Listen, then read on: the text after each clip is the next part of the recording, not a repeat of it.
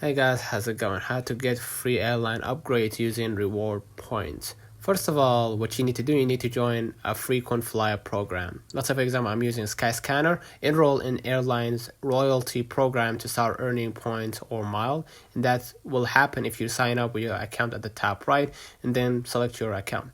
Next, earn points strategically. Use airline credit cards, book flights with partner airlines, and take advantage of promotions. Next, check upgrade options. Log into your airline account, as we said, and see if upgrades are available using points.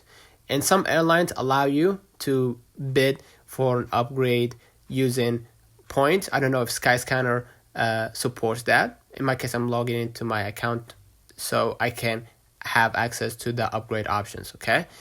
And book smartly. Purchase economy ticket in upgrade eligible fare classes. And use elite status perks. Higher tier members often get free or discounted upgrades. Make sure to fly regularly in order to get that.